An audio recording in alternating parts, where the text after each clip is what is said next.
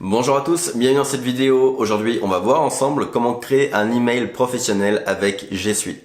Alors, avant de commencer, trois petites choses. La première, c'est que si vous vous intéressez au marketing numérique, il y a un e-book entièrement gratuit en description de cette vidéo qui devrait vous plaire. Ça s'appelle Les secrets du marketing numérique et j'y donne 3 astuces pour booster vos ventes grâce au web. Donc ça, c'était le premier point. Le deuxième point, c'est si vous voulez devenir vous aussi consultant en marketing numérique. Donc comme c'est mon cas et que vous voulez aider des PME à progresser grâce au web, il y a une formation, donc une masterclass entièrement gratuite également qui dure plus d'1 heure et qui est aussi en description de cette vidéo. Et enfin, un dernier point, en fait, G Suite est un outil qui, vous verrez, est pas cher du tout, mais quand même payant. Ce qui fait que j'ai obtenu des codes promo. Alors pour le moment uniquement au Canada qui sont en description de cette vidéo. Donc si vous utilisez ces codes promo, vous aurez 20% dessus. Et là, je suis en train de faire des demandes pour en avoir pour la France. Donc si vous êtes au Canada, regardez dès maintenant. Et puis si vous êtes en France, normalement, regardez quand même en description. Et je pourrais en ajouter, je pense, prochainement dès que je les reçois de la part de Google. Donc voilà pour les 3 petits points avant de démarrer. Maintenant, on attaque. En fait, le sujet de cette vidéo, c'est comment créer un email professionnel parce que je vois beaucoup de petites entreprises ou d'entrepreneurs en démarrage qui utilisent des emails, par exemple @gmail.com. Petite parenthèse, je vais souvent dire @commercial parce que vous le savez, je suis au Québec et au Québec, on dit @commercial au lieu de @. Donc si je me trompe, c'est normal. Donc je disais, il y a beaucoup d'entrepreneurs en démarrage qui utilisent des, par exemple, entreprise XYZ @gmail.com. Pour le début, ça peut suffire. Quand on n'est pas encore face au client, quand on n'est pas encore dans la vie réelle de l'entreprise, ça peut suffire. Simplement, on est tous d'accord pour dire que c'est pas ce qu'il y a de plus professionnel. Le top reste d'avoir des emails, par exemple info @henleymarketing.com ou Valentin @henleymarketing.com. Vous voyez, ça c'est des emails vraiment professionnels qui montrent que vous avez une présence web et que vous avez vraiment une entreprise. Et aussi que vous êtes propriétaire de votre nom de domaine parce que le .com vous appartient. Donc bien évidemment, c'est important à un moment ou à un autre d'avoir un email professionnel. Pour le prix que ça coûte, franchement, ça vaut la peine. Donc dans votre entreprise, éventuellement, si vous êtes tout seul, vous pouvez en avoir qu'un et éventuellement si vraiment vous voulez faire les choses correctement, vous pouvez mettre un info, en avoir un à votre nom et puis un qui peut s'appeler, je sais pas, support par exemple. Et puis après à chaque employé vous en créez un nouveau. Franchement, moi je m'en sors pour moins de 30 € par mois pour l'équipe, pour le info, etc. Donc ça vaut vraiment la peine parce que ça professionnalise vraiment vos emails. Autre point. Aujourd'hui, on utilise G Suite. G Suite, pourquoi? Parce que c'est Google qui fournit ça. G Suite, ce sont les outils Google, donc les Google Apps.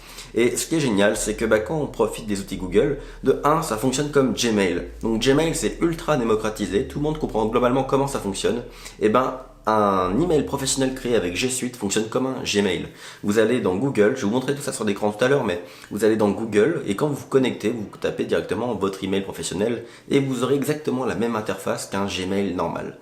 Donc ce qui est génial, c'est que vous le connaissez probablement déjà cet outil et ça va être beaucoup plus facile pour la gestion au quotidien.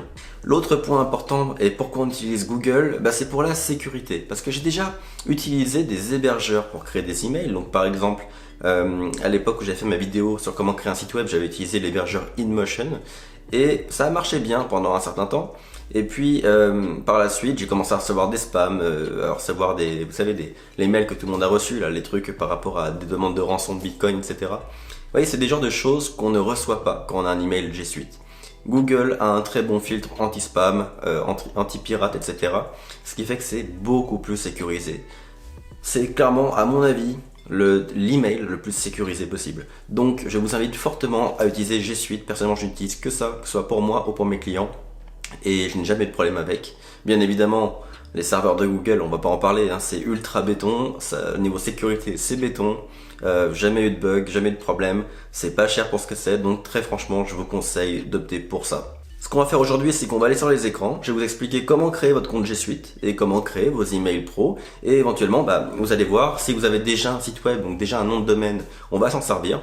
Et je vais vous montrer au complet comment on configure tout ça. Il n'y a rien de bien compliqué, il y a quelques étapes à suivre, mais il n'y a vraiment rien de bien compliqué. Si vous suivez le tutoriel, il n'y aura aucun problème.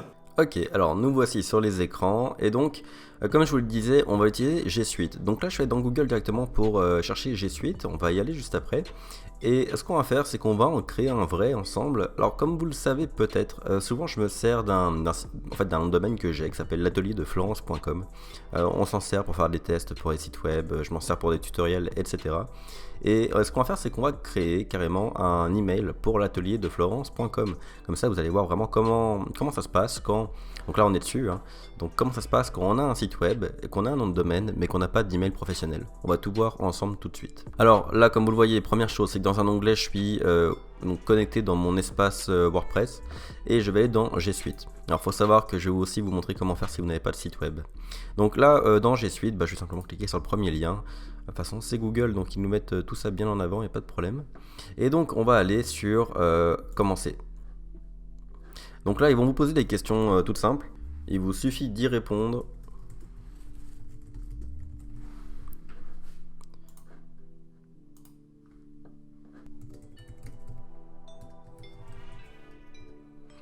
Ici, vous allez mettre une adresse email que vous utilisez déjà, en fait, qui va vous servir de backup et puis de suivi pour la création de votre email.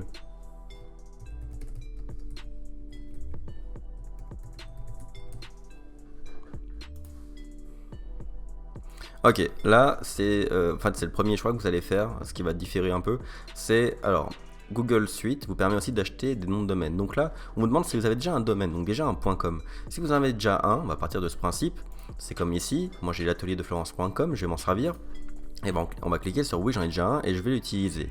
Si vous n'en avez pas, cliquez simplement sur non et j'en ai besoin d'un. Et là, en fait, c'est très simple, c'est que en fait, vous allez pouvoir en acheter un directement avec G Suite, ce qui fait que finalement vous n'aurez pas de complexité technique ni quoi que ce soit, vous aurez juste à cliquer sur non, j'en ai besoin d'un, et puis ils vont vous assister en fait dans la création de votre domaine, mais vu que vous l'achetez avec eux, il n'y a pas besoin de vérifier que le domaine vous appartient bien, et toutes ces étapes un peu techniques qu'on va voir nous aujourd'hui. Donc c'est beaucoup plus simple, donc si vous n'en avez pas, cliquez là-dessus, et on va dire que la voie est déjà pavée, il n'y aura aucun problème. Maintenant, là où ça peut se complexifier d'un point de vue technique, c'est quand on en a déjà un. Et donc c'est vraiment à ça que sert ce tutoriel aujourd'hui. Donc là on va dire oui, j'en ai déjà un et on va l'écrire juste ici.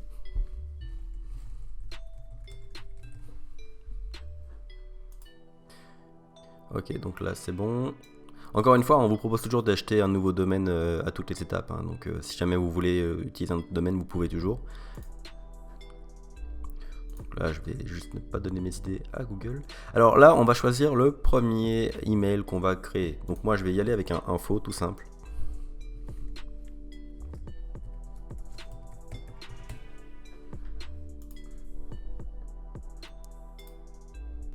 Donc jusqu'à maintenant, il n'y a rien de bien compliqué comme vous le voyez. En fait, le seul point qui est un peu plus technique, c'est après quand on va demander de vérifier. Parce que là, on part du principe que le domaine nous appartient. Il faut le prouver à Google. C'est là où ça va se corser entre gros guillemets. Il n'y a rien de bien compliqué. Alors là, on arrive sur le plan que vous allez choisir. Donc là, je suis sur du G Suite Business. Qui a augmenté un peu, qui est à 15 $ par utilisateur et par mois, mais c'est la version business. C'est ici que vous allez pouvoir mettre le code promo que vous aurez trouvé dans ma description. Alors après, on peut avoir un test de 14 jours, donc pas de stress. Si vous voulez l'essayer, créer votre domaine et puis voir ensuite, créer votre email, et si vous voulez voir par la suite si vous voulez le garder, vous avez 14 jours. Donc là sur cette page, vous allez tout simplement rentrer toutes vos informations de facturation. Bien évidemment là je vais le faire de mon côté et on se retrouve dans la prochaine étape. Ok, donc là j'ai rentré mes informations, mon adresse, ma carte de crédit, etc. Donc là on nous dit que le compte G Suite est créé, tout est paramétré, donc là on va pouvoir configurer l'email, donc justement comme je vous disais, vérifier que le domaine vous appartient correctement. Donc on fait continuer vers la configuration.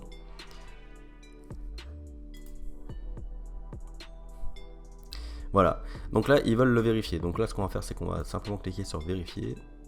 Ok, donc là on arrive, comme je vous disais, sur le processus un peu plus technique, sur comment vérifier votre domaine. Alors il y a plusieurs méthodes de vérification de domaine, et pour que le tutoriel soit le plus complet possible, je vais vous en montrer deux.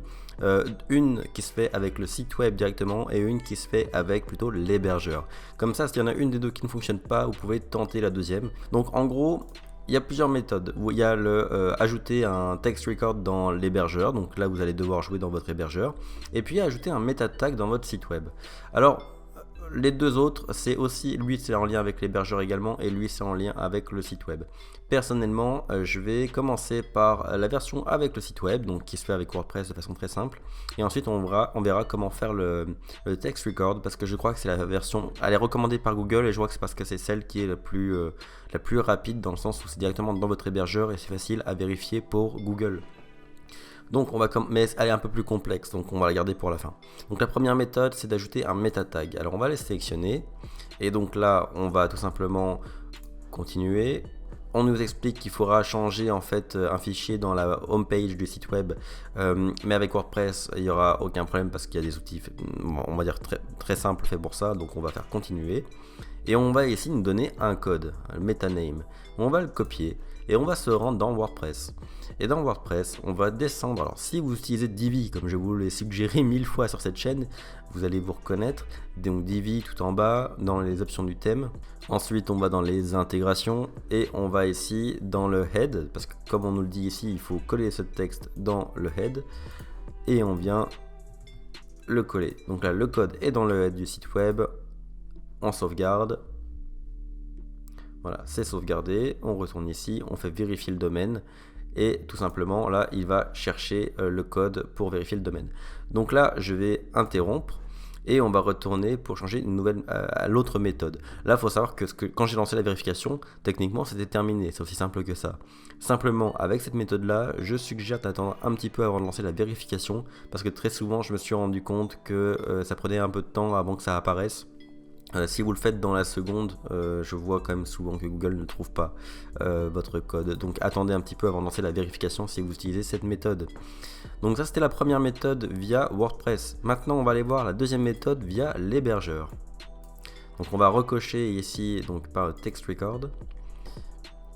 Oui, c'est des mots compliqués, etc. Mais enfin, faut pas vous laisser intimider par ça. Globalement, tout est très bien guidé. Surtout si avec ce tutoriel-là, il n'y aura aucun problème.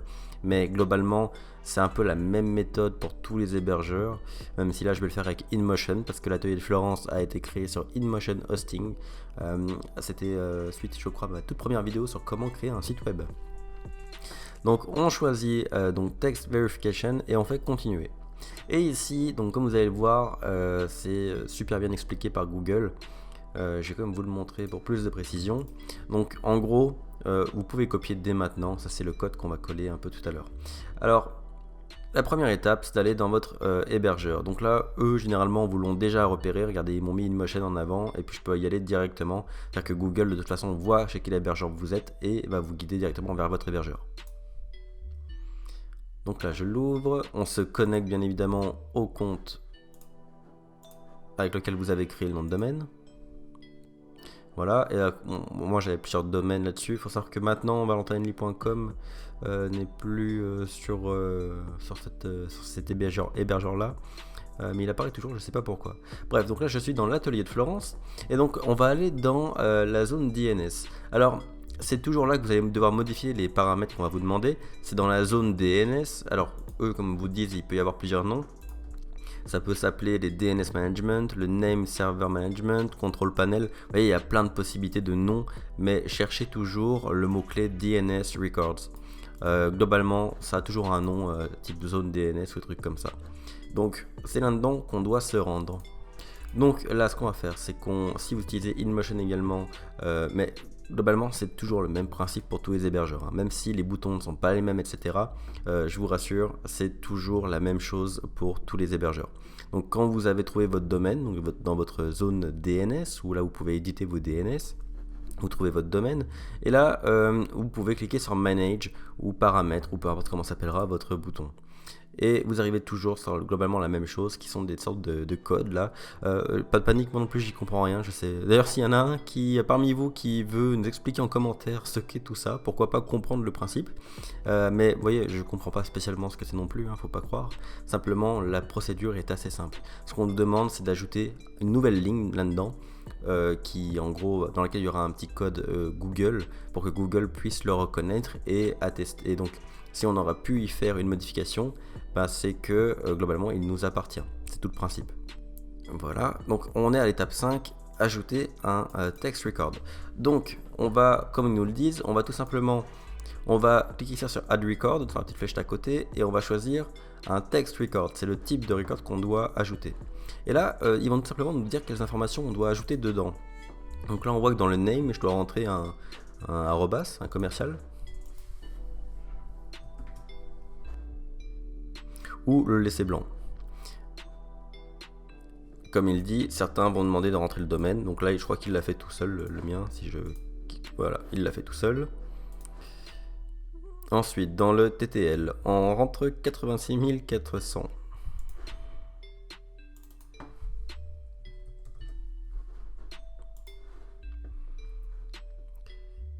Ensuite, dans la valeur ou destination ou la réponse ou answer, on va coller simplement ce qu'on avait copié précédemment. Donc juste ici. Voilà. Et sauvegarder. Alors moi je vois que... Est-ce que... Non, ça ne semble pas fonctionner simplement parce qu'il me semble qu'eux me repèrent un problème juste ici. Donc si je mets rien... Donc finalement ce que j'ai fait c'est que j'ai changé dans le name, apparemment le A commercial ne fonctionnait pas et je vois qu'ici ils disent que certains hébergeurs vous demandent de mettre votre domaine.com, donc j'ai simplement écrit mon domaine.com. Donc dans le vôtre, donc dans votre hébergeur, si vous avez InMotion vous pouvez mettre directement votre domaine.com et si ça ne fonctionne pas mettez un A commercial ou laissez le blanc, c'est forcément une de ces trois options qui fonctionnera. Et dans le TTL, encore une fois, soit vous laissiez ce qu'il y avait par défaut, soit vous mettez le chiffre que vous conseille Google. Personnellement, je préfère vraiment suivre à la lettre ce que me conseille Google. Et je fais Add Record. Et voilà, ça a été ajouté. Donc, une fois que c'est ajouté, ce que je fais, c'est que je vais cliquer sur vérifier le domaine. Normalement, on a tout bien suivi, tout a été fait. Donc, on vérifie. Et encore une fois, il est possible que ça ne fonctionne pas du premier coup, tout simplement parce que ça peut prendre du temps pour que l'information remonte, etc. Vous pouvez attendre un petit peu, une demi-heure, une heure avant de lancer la vérification. Ou alors la lancer pour essayer, et puis au pire des cas, toutes les 10-15 minutes, rafraîchir la page et relancer la vérification. Et au bout d'un moment, l'information va remonter à l'hébergeur et ça va fonctionner. Là, je tente... alors, je vois qu'ils me disent que ça va prendre encore une heure de vérification. Faut pas être pressé, hein. Tout ce qui concerne les hébergements ça va être un peu long, mais là on va laisser tourner et puis on va regarder ensemble dès que c'est validé. Donc voilà, 1000 ans plus tard ça a fonctionné. Donc là non, je rigole, ça a pris environ, je dirais, une demi-heure, 40 minutes. Donc ça a tourné comme ça pendant une demi-heure, 40 minutes. Il m'indiquait 59 minutes, finalement ça n'a pas du tout été le cas. Et donc environ une demi-heure plus tard, j'atterris sur cette page en fait, qui nous explique qu'on a pu vérifier le domaine. Donc clairement la partie la plus technique, dites-vous bien qu'elle est faite, hein. C'est bon, c'était la partie un peu compliquée. Maintenant, deux choses. Ici on peut ajouter de nouveaux utilisateurs, parce que globalement, vous le savez, quand j'ai créé précédemment le compte G Suite, j'ai dit que je voulais créer le info à commercial l'atelierdeleflorence.com, mais vous pouvez en créer d'autres. Donc vous cliquez sur Create, et vous n'avez pas le choix de cliquer dessus, vous devez vraiment rentrer dedans, et là vous devez simplement ajouter éventuellement d'autres utilisateurs si celui-ci ne vous suffit pas. Si vous n'en avez pas besoin, vous faites simplement continuer. Voilà, pour que l'étape soit validée, et ensuite il suffit d'activer Gmail pour l'atelierdeleflorence.com. Comme je vous l'ai dit, G Suite fonctionne comme Gmail. C'est tout l'intérêt de cet outil, c'est que vous le connaissez probablement déjà. Donc on fait activer. Maintenant, on va confirmer qu'on a ajouté tous les emails qu'on souhaitait à l'atelierdeleflorence.com et que je suis prêt à recevoir des emails pour l'atelierdeleflorence.com dans Gmail. Et je continue. Maintenant, une dernière partie technique, mais qui va vous sembler simple vu que finalement on vient de faire globalement sensiblement la même chose dans la première étape. Donc on a toujours l'hébergeur qui est ouvert à côté, hein. Donc là on reconnaît ce qu'on vient de faire. Donc ce qu'on fait, c'est que là bon, on a déjà ouvert InMotion, on est déjà connecté, et donc il y a les MX Records. Alors les MX Records, on va les trouver également dans l'hébergeur. Donc comme vous le voyez, les MX Records, c'est en fait un autre type de record. Donc là on a fait des textes, comme vous le savez, là on a fait les textes, et puis il existe aussi les MX, donc TXT et MX. Donc c'est un peu le même principe que ce qu'on a fait précédemment. Donc là ce qu'on nous dit, c'est de retourner dans la section genre DNS, donc là on était précédemment, et d'ajouter un nouveau record, et d'en ajouter, donc de supprimer l'ancien, donc l'ancien record MX, et d'en ajouter un nouveau. Donc c'est ce qu'on va faire. Écoutez, on va aller donc d'abord supprimer l'ancien. Donc on va chercher dans les types ici, on va trouver le type MX, donc qui est celui-ci, et on va le supprimer. Je sais que ça peut être flippant de jouer là-dedans, mais pas de panique, suivez simplement à la lettre le tutoriel et ce que vous dit Google, il n'y aura pas de problème. Et là, on va en ajouter un nouveau qui s'appelle MX. Donc là, le voici. Et maintenant, qu'est-ce qu'on nous dit de mettre dedans? Alors, dans le name, ils disent de mettre un A commercial ou de le laisser blanc. Donc là, bah, écoutez, on va encore une fois, je vais essayer le A commercial. Si ça marche pas, on mettra le domaine comme ce l'est déjà. Donc clairement, ce n'est pas le cas. Si vous êtes dans InMotion, vous mettez le domaine. Pas embêté, je vais faire copier-coller. Voilà.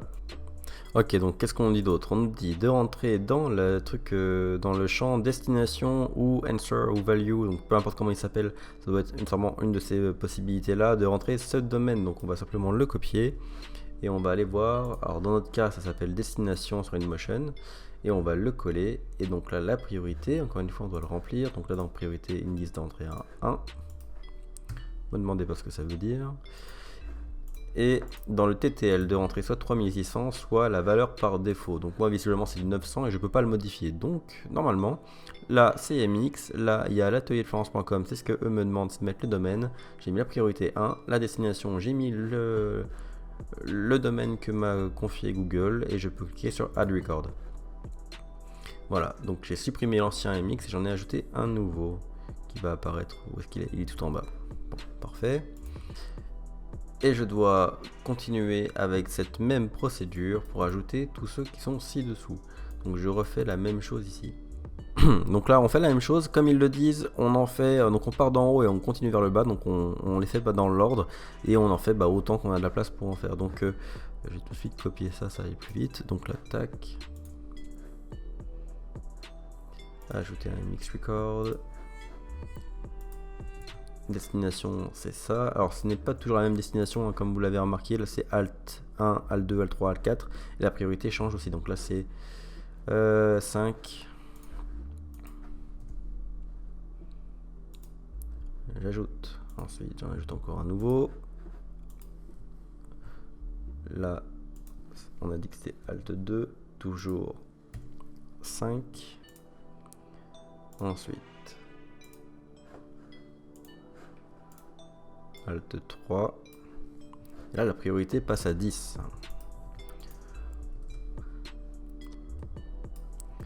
Et le dernier,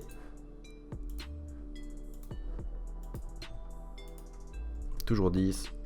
Et on ajoute. Bah écoutez, normalement on a suivi à la lettre tout ce qui a été demandé, hein. Donc on voit il y a tous les MX qui ont été ajoutés. 1, 5, 5, 10, 10. Donc normalement on est tout bon et on fait Activate Gmail. Et là ils sont en train de le checker. On va attendre tout simplement, encore une fois, que Google prenne le temps de tout vérifier.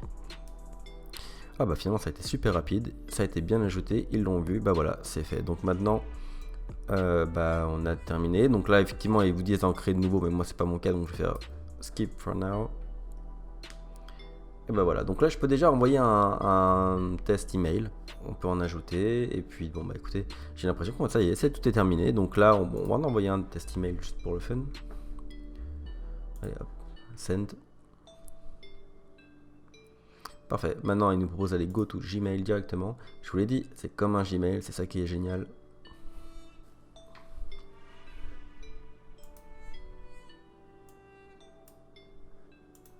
Et voilà, on est dans le Gmail qu'on vient de créer.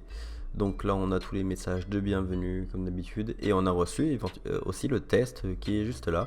Donc ça y est, maintenant on voit que l'email info@l'atelierdeleflorence.com est actif, il est bien à mon nom et j'ai reçu les emails. Donc ça y est, l'email est créé. Là vous avez un email professionnel, quelque chose qui a de la gueule, qui a votre domaine et qui va vraiment donner une toute autre envergure en fait à votre marque. Donc je vous conseille fortement de faire ça si vous tenez à votre projet, si vous voulez faire vraiment quelque chose de pro, je vous conseille de faire ça. Comme vous l'avez vu en suivant ce tutoriel, vous en avez pour aller 15 à 20 minutes pour le créer, et puis on va dire avec le temps d'attente peut-être 1 heure, tout dépend de combien de temps vous fait attendre G Suite, mais vous le voyez globalement, il n'y a rien de bien compliqué si vous suivez vraiment les étapes une par une. Alors voilà, j'espère que cette vidéo vous aura plu et que vous vous êtes créé vous-même un email professionnel. Comme je vous le dis, si vous n'en avez pas encore mais que votre projet vous tient à cœur, je vous conseille fortement de le faire dès maintenant. Surtout si vous avez déjà un site web et donc déjà un nom de domaine et que vous n'avez pas encore d'email, je vous conseille d'en créer un dès maintenant. Pour rappel, encore une fois, donc il y a des codes promo disponibles pour le Canada en description et probablement que si vous regardez ça un peu plus tard, il y en aura aussi pour la France en description, donc n'hésitez pas à les utiliser. Et comme d'habitude, si vous avez aimé cette vidéo, n'hésitez pas à vous abonner à la chaîne, à liker la vidéo pour nous aider à la référencer et à aller faire un tour en description dans les cadeaux gratuits que je vous offre ci-dessous, soit pour devenir consultant en marketing numérique, soit pour vous intéresser davantage au marketing web et à ce que vous pouvez mettre en place pour votre PME. Donc je vous dis à très bientôt pour une prochaine vidéo.